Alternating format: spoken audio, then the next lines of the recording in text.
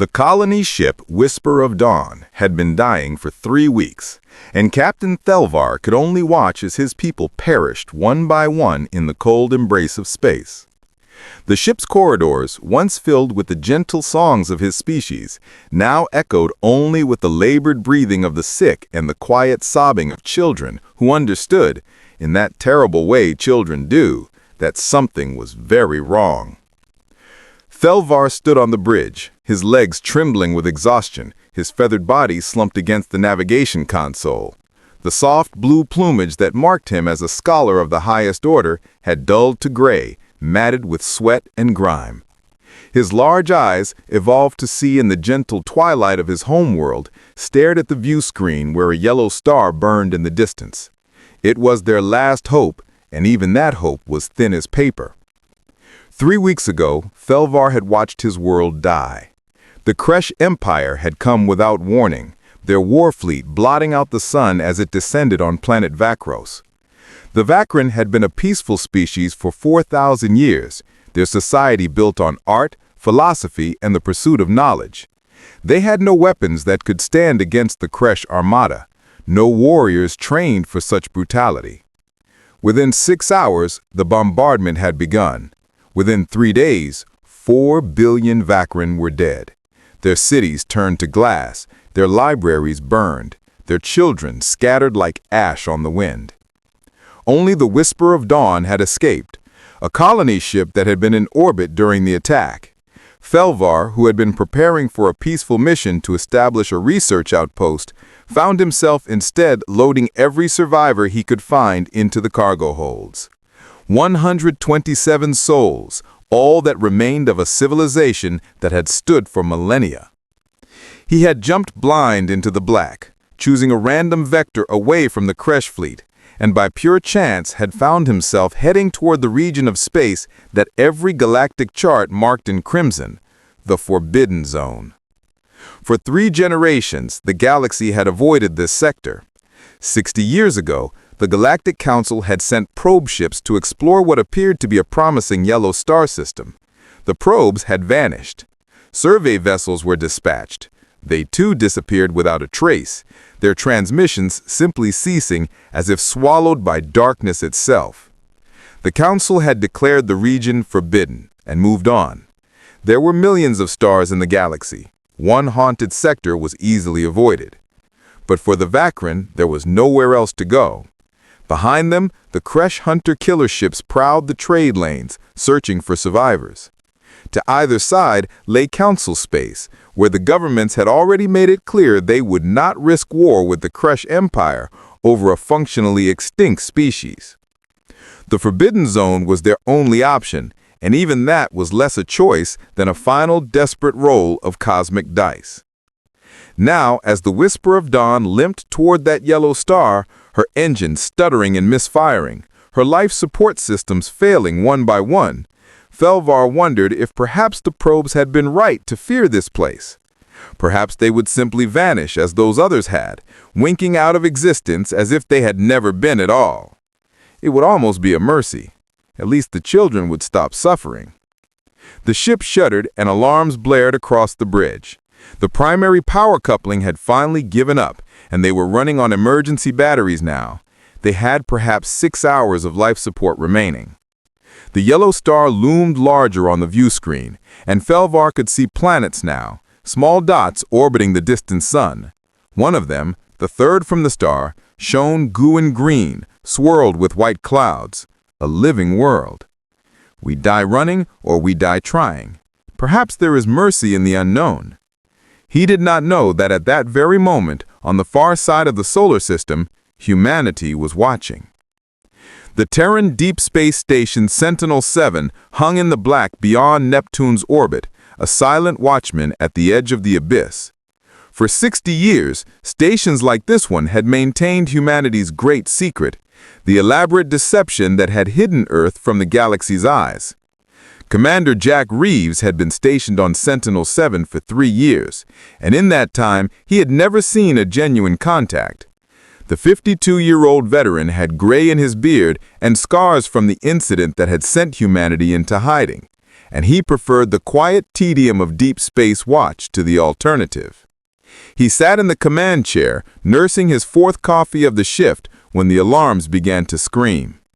"Contact," Enin Patel shouted from the sensor station, her voice cracking with surprise. "Unknown vessel bearing 273 Mark IV, distance 800 million kilometers and closing." Reeves was out of his chair before she finished speaking, his coffee forgotten. "How the hell did something get through the grid?" "I don't know, sir. It just appeared on our screens. It's inside the network perimeter." He leaned over her shoulder, studying the readings. The contact was small, perhaps 200 meters long, and it was moving erratically, its energy signature fluctuating wildly. As he watched, the ship's trajectory wobbled, correcting itself clumsily. "That ship is dying," Reeves said quietly. "Pull up a tactical analysis." The computer rendered its verdict in seconds. Radiation leaking from damaged engines, life support operating at minimal capacity, structural integrity compromised in at least 7 locations. The vessel was heading toward Mars on what appeared to be a desperation course, probably hoping to find something, anything that might save whoever's on board. "Get me Luna Command, Priority 1, and bring the station to high alert. I want every system online and every crew member at their post 5 minutes ago." At Luna Command, deep beneath the gray dust of Earth's moon, Admiral Marcus Webb was in a meeting when the alert came through. The 67-year-old admiral had been in charge of Terran defense for a decade, and in that time, he had prepared for every contingency he could imagine: invasion, first contact, diplomatic overtures, even the return of the Galactic Council with apologies and offers of friendship.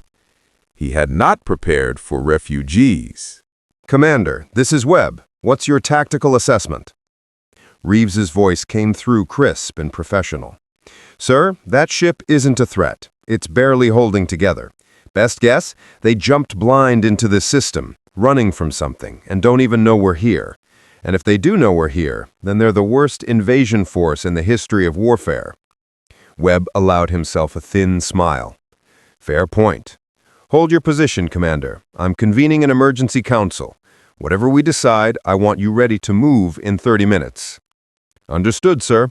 Sentinel-7 standing by." Webb closed the channel and sat back in his chair, his fingers steepled in front of his face. For 60 years, humanity had lived by one rule: stay hidden. After first contact with the Galactic Council had ended in violence, after the Council's peacekeepers had fired on Earth's diplomatic vessel and killed everyone on board in what they called a regrettable misunderstanding, humanity had made a choice. They could fight a galaxy that feared them, or they could disappear. They had chosen disappearance, building a sensor network that made soul invisible, scrubbing their presence from galactic records, becoming nothing more than a ghost story whispered in the dark corners of space stations. Now something was dying on their doorstep, and Webb faced the question he had hoped never to answer. What price? Secrecy. He opened a channel to Earth, to the Terran Council that governed humanity's unified government.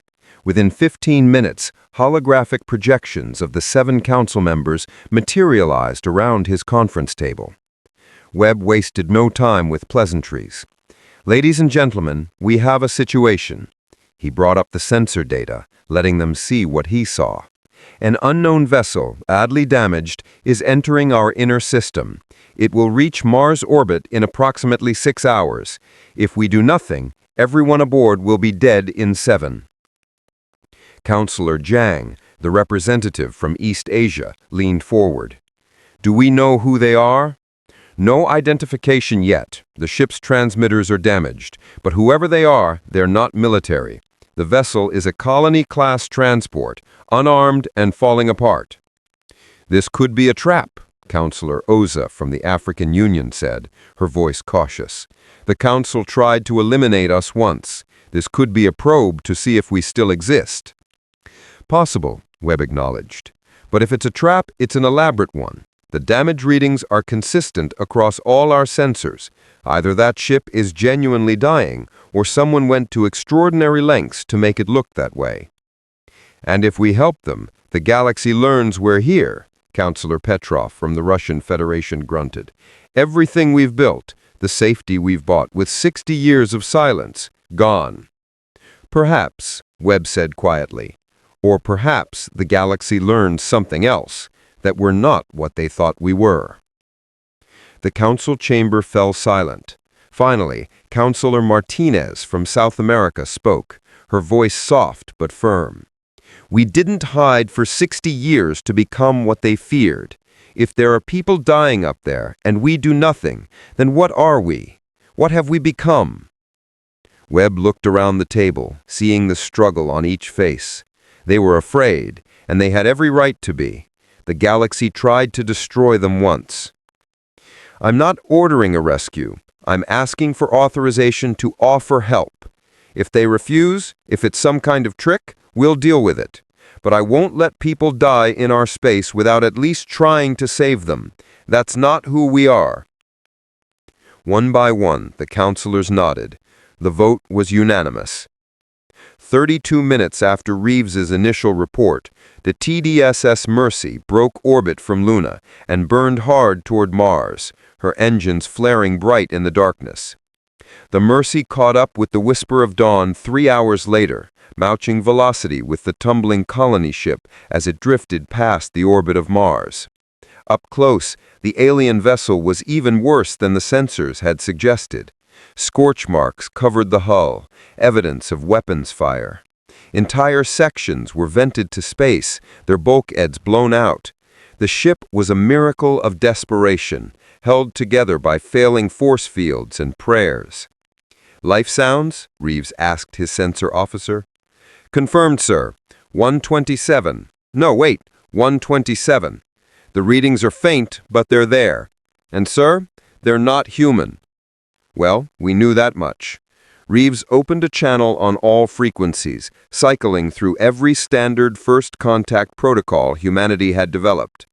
Unknown vessel. This is Commander Jack Reeves of the Terran defense ship Mercy. We have detected your distress. We are here to help. Please respond. Well, we knew that much.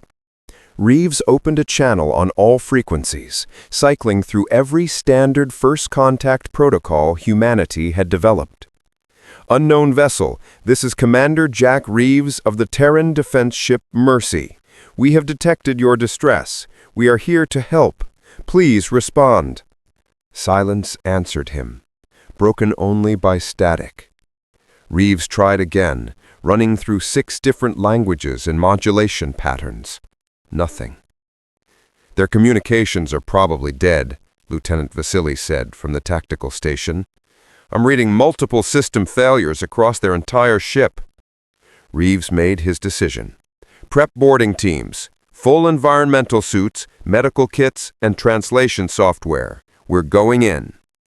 20 minutes later, Reeves led a team of 6 through the airlock they had burned into the Whisper of Dawn's hull. What they found inside would haunt them for the rest of their lives. Bodies lay in the corridors, covered with thin blankets, arranged with obvious care by people who had no more strength to move them.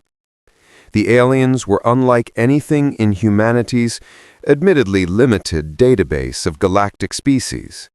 Quadrupedal, covered in soft feathers that reminded Reeves of birds, with large eyes set in delicate faces. They looked fragile, beautiful, and utterly exhausted. The living ones barely reacted to the humans' arrival. They simply stared with those enormous eyes, too weak to flee, too traumatized to care. A child, no more than a meter tall, watched from a doorway as Reeves passed. The universal translator on his suit picked up a whisper. Are they the ones who killed us? Reeves stopped, his heart breaking. He knelt slowly, making himself small and non-threatening, and the child didn't run. Through his translator, he said carefully, No, little one, we're here to help. Can you take me to whoever's in charge? The child stared at him for a long moment, then turned and walked deeper into the ship. Reeves followed, his team spreading out to begin emergency medical triage. They found Captain Thelvar on the bridge, slumped over a console, his breathing shallow. When Reeves touched his shoulder, the alien captain jerked awake, his eyes wide with terror. "Please," Thelvar whispered, the translator rendering his words in broken English. "Please, we mean no harm. We are refugees. We have nothing. Just let us die in peace. Don't make it hurt." Reeves felt something crack inside his chest. This being thought they were here to finish what someone else had started. He removed his helmet, showing his face, letting the alien see his expression. "I'm Commander Jack Reeves. Nobody's dying today. We're getting you to safety." Thelvar stared at him, and Reeves watched comprehension slowly dawn in those alien eyes. Not comprehension of the words, but of something deeper. Recognition that perhaps, impossibly, someone had come to help. You don't want to kill us?" "No," Reeves said firmly. "We want to save you, all of you, but we need to move fast. Can you help me get your people to our ship?" What happened next would become legend in both human and Vakron history. Despite their injuries, despite their exhaustion, despite having every reason to distrust the universe, the Vakron let themselves be carried to safety by these strange bipedal creatures who had appeared from nowhere. Reeves' medical team worked miracles in the Mercy's sickbay, stabilizing the worst cases, treating radiation sickness and malnutrition and injuries that no being should have survived. And through it all, the Vakron kept asking the same question: why?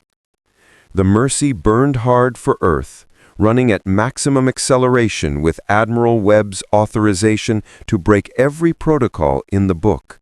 16 hours after the initial rescue, the Mercy entered Earth's atmosphere and descended toward Ascension Island.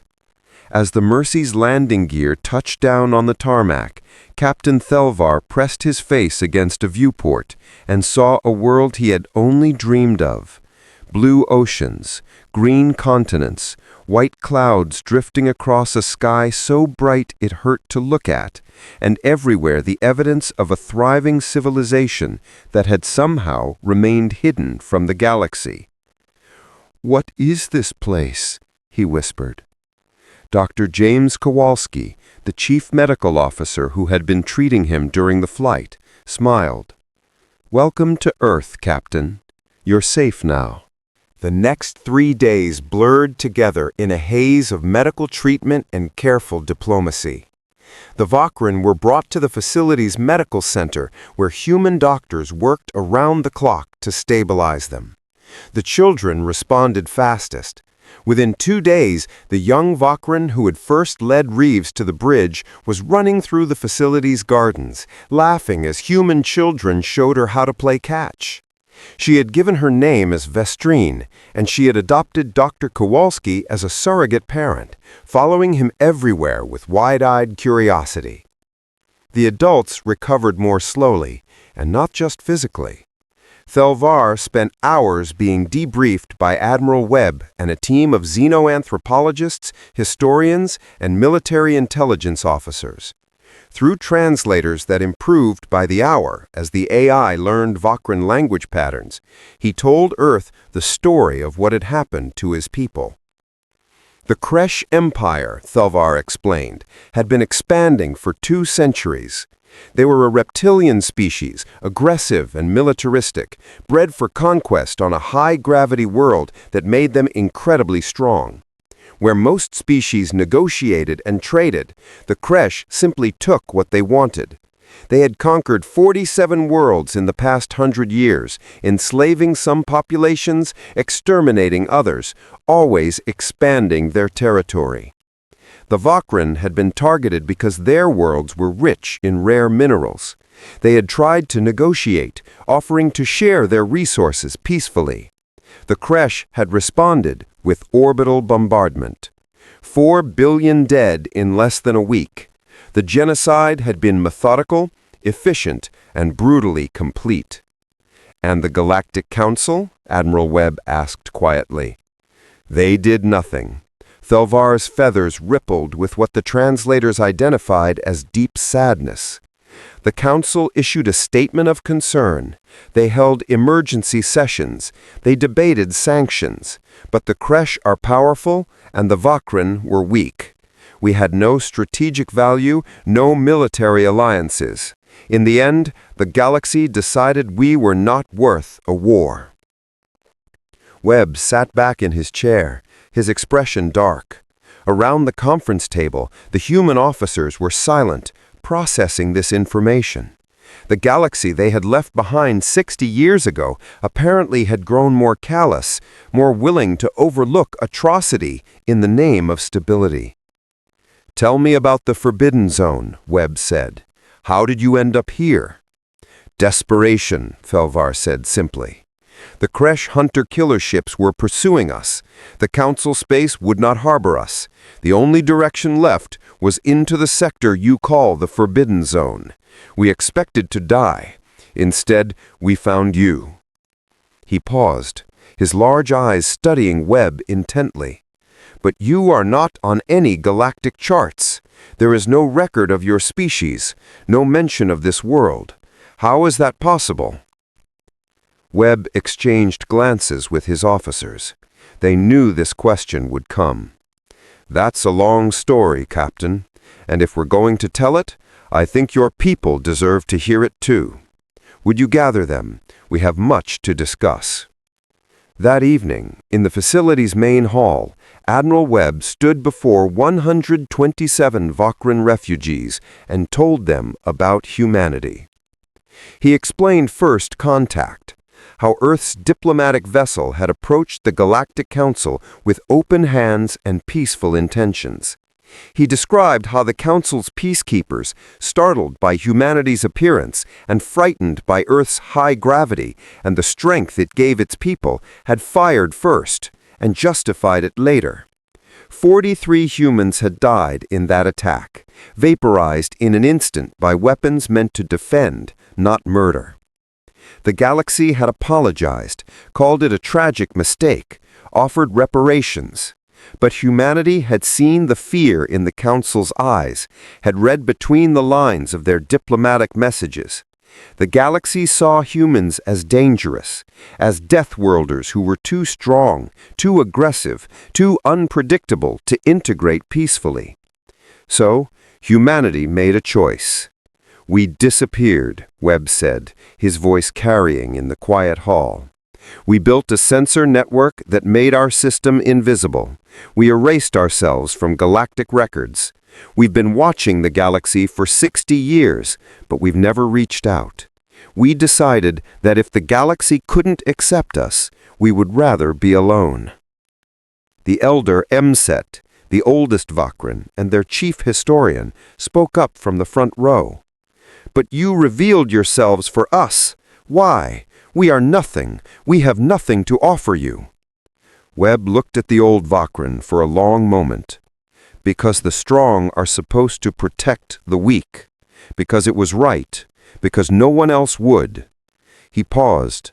"We didn't hide for 60 years to become what the galaxy feared. If we let people die when we could save them, what would that make us?" The Vakrin were silent, absorbing this. Then Vestrine, the child who had first led Reeves to the bridge, spoke up in her clear voice. "Does this mean we can stay?" Webb smiled, and for the first time since the crisis began, some of the tension left his shoulders. "Yes, little one, you can stay as long as you need to. Earth is your home now, if you want it to be." The Vakrin began to weep, and the sound of their crying filled the hall. These were not tears of sorrow, but of relief so profound it bordered on physical pain. They had expected death, or at best cold tolerance from a galaxy that had abandoned them. They had not expected kindness from strangers who owed them nothing. But humanity's generosity would be tested sooner than anyone expected. 3 days after the Vakran's arrival on Earth, long-range sensors detected new contacts entering the outer solar system. Commander Patricia Hernandez, Reeves's replacement on Sentinel-7, watched the readings with growing alarm. 3 ships, military-grade, moving in a standard hunter-killer formation. Their energy signatures matched nothing in Earth's database, but their trajectory was unmistakable.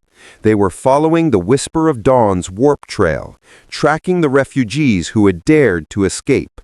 "Get me Luna Command," Hernandez ordered, her voice tight. "And someone wake up Admiral Webb. We have company." The Koresh warships entered the inner system 12 hours later, their sensors sweeping across Earth, Mars, and the asteroid belt with obvious confusion. Commander Torgash of the lead vessel, the Endless Hunger, stared at his tactical displays in disbelief. The planet before him should not exist. His chart showed this system as empty, a lifeless yellow dwarf with nothing of value. Yet here was a world teeming with technology, with power readings that suggested a significant civilization. And somewhere on that world were the Vakran survivors who had dared to flee the Empire's justice. Torgash was a career officer, bred for war on a world where the gravity crushed weaklings and only the strong survived to adulthood. He had commanded hunter-killer squadrons for 20 years, and he had never failed to complete a mission. The fact that one small colony ship had eluded him for 3 weeks was an embarrassment he intended to rectify. He opened a broad-spectrum channel, broadcasting on all frequencies.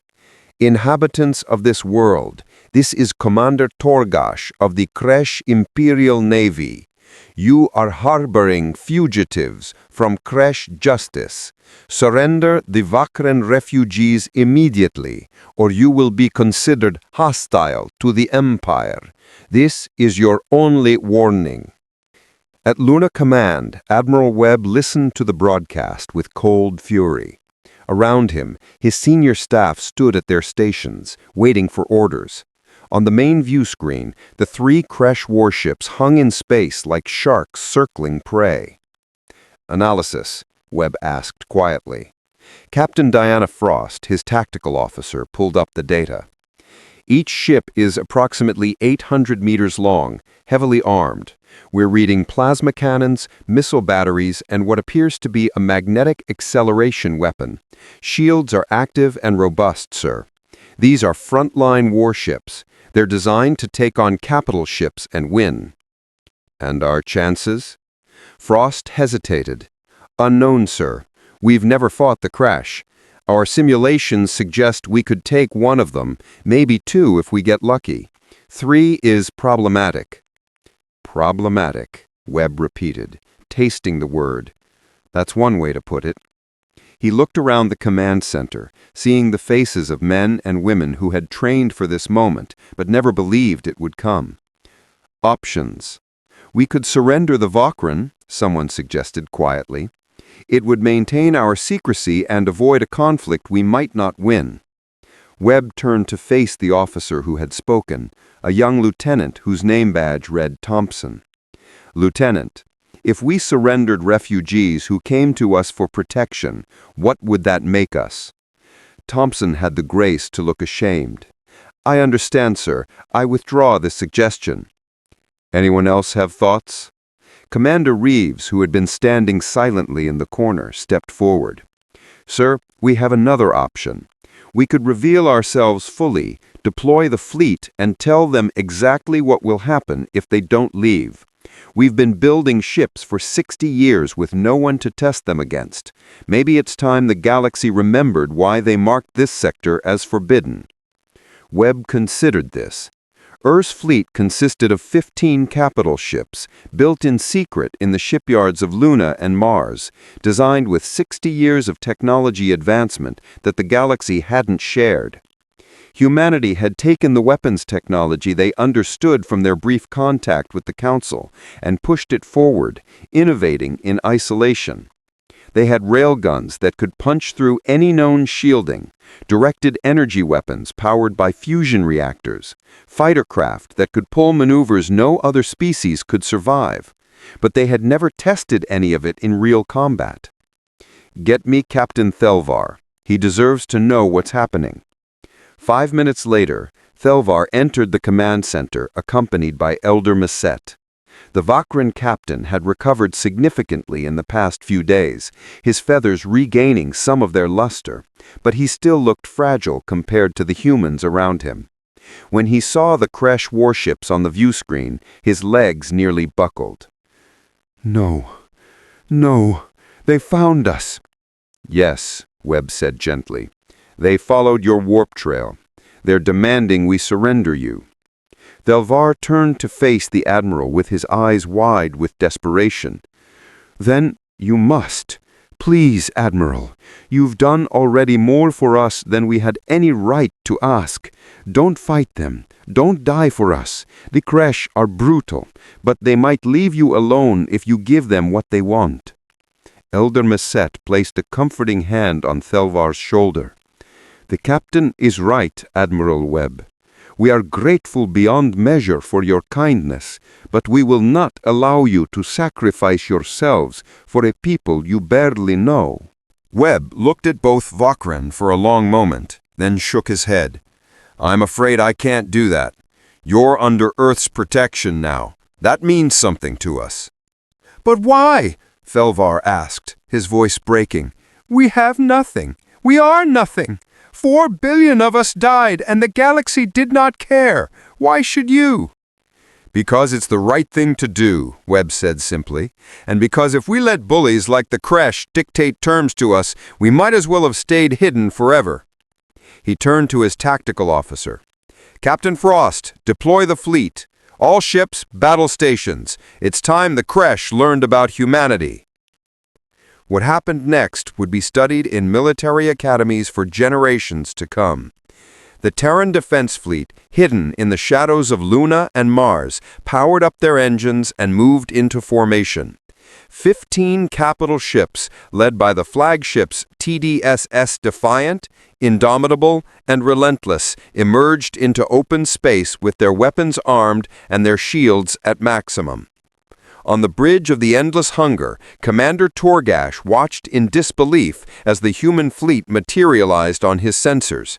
"What is this? Those ships weren't there a moment ago." His sensor officer worked frantically at his console. "Sir, I don't understand. Our long-range scans showed this system is empty. There should be nothing here but primitive rock formations."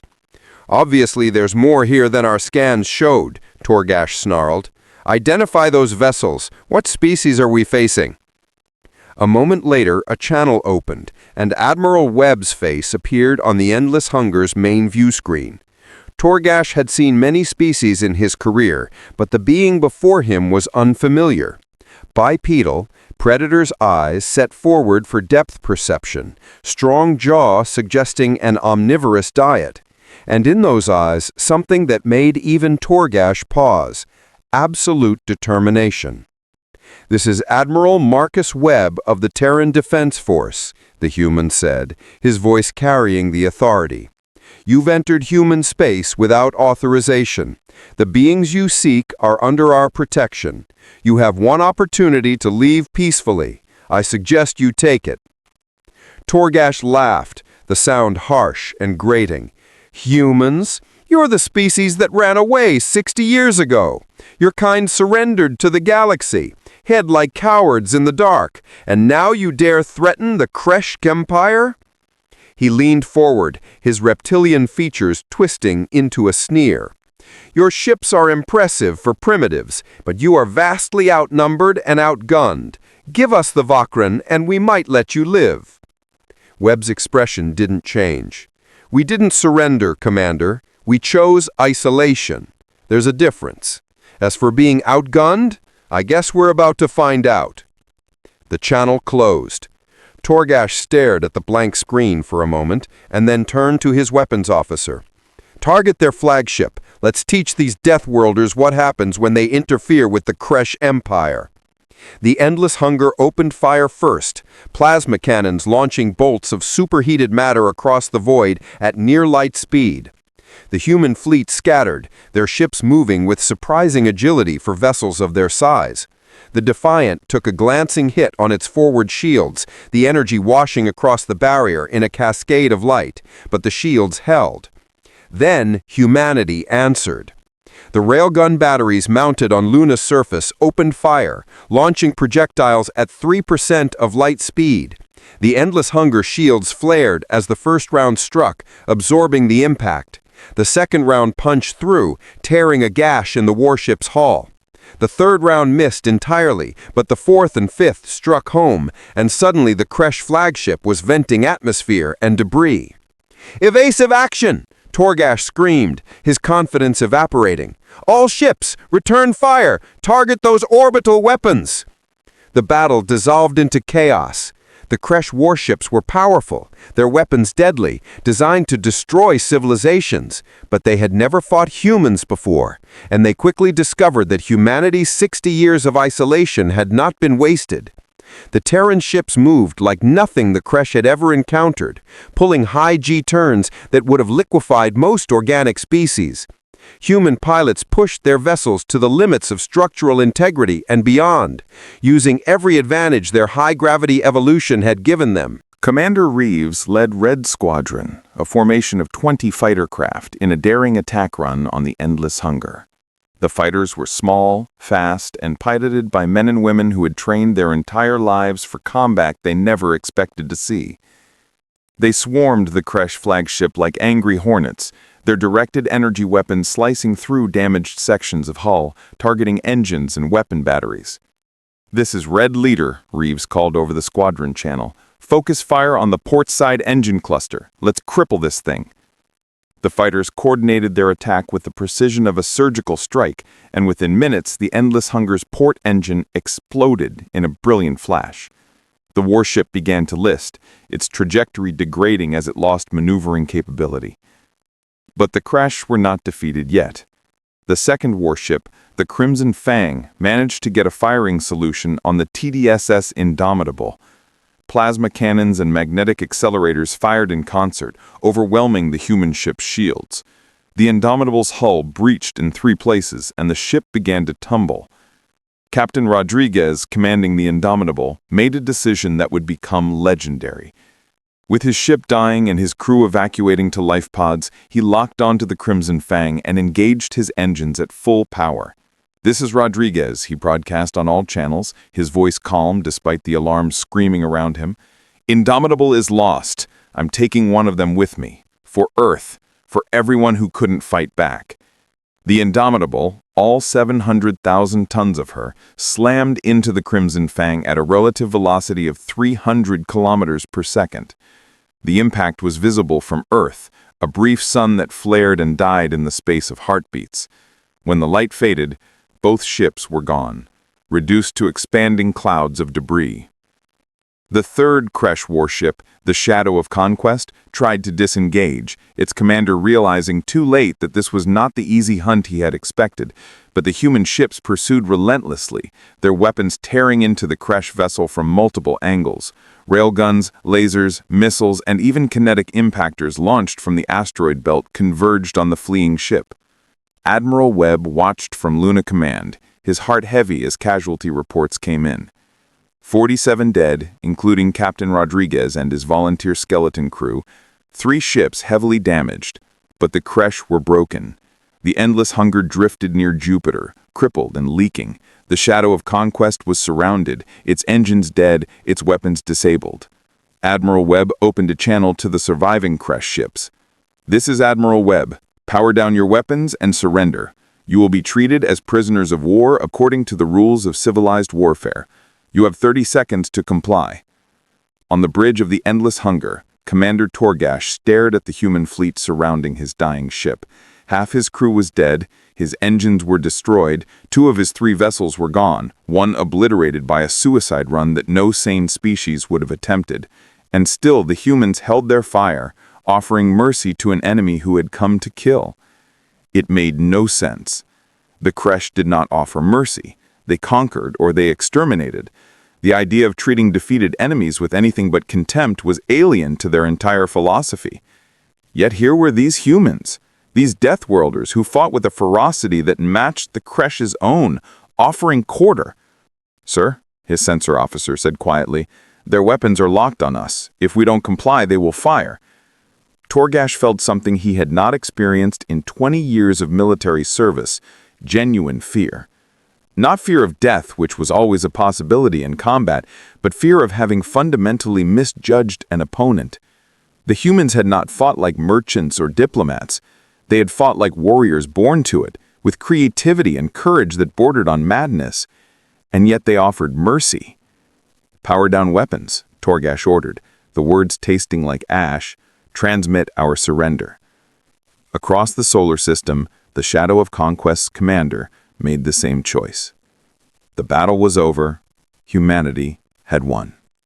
In the medical center on Ascension Island, the VOC,